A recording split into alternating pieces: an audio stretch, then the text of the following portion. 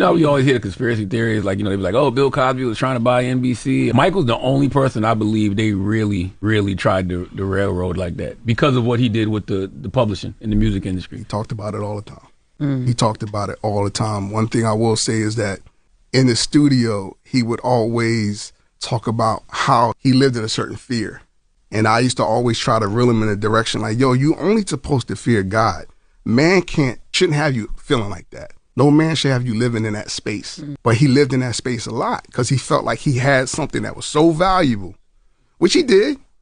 He had something so valuable that people wanted. He owned like half of Sony ATV's publishing, right? Yeah, I'm glad you said it that way because I think people have confused the narrative. People for so long have said, Michael owned the Beatles catalog. I've heard that. No, Michael owned Sony ATV. That's right. Which is Babyface, Mariah, the Beatles. Beyonce. Probably some of my catalog was in there.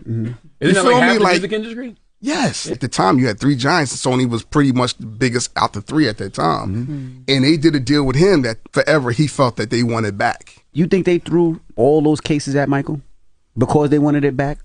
I think it could have had something to do with it. I'm not going to say exactly that, but it could have had something to do with it. But I believe none of it because I was around Mike all the time and I knew the kind of person he was. So I'm like, they really trying to kill his character. Yeah, I don't believe And it. he would say it, like, he'd be like, they just can't stand that I'm the greatest. He would literally say that. He would literally say that. They just can't stand that I'm the greatest. How was his mind frame during that time? Did he feel like the culture, especially black people, supported him and loved him, or did he feel like the world was turning against him? Now, I would say we started to surround him with that. Like, if you look, there was a period where I think he didn't feel that. And I felt like he was like, I need this, right? So there were certain people that he started to reach out to put their arms around him, and he started to feel that. That's why he would do a summer jam with Jay-Z. He knew, like, I need people to have my back in this, and then certain people did wrap their arms around him. Yeah. And as things progressed, the one thing I can tell you about Michael that I started to learn was his family was strong. When they got together and wore all that white, they were wearing those white, going into court each day, you saw that unity in a different type of light. You're like, oh, yo, these Jacksons, they're not playing around with this. They unified.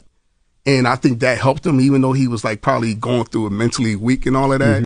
It's tough when you know you pretty much own something that everybody wants. Yeah. Damn.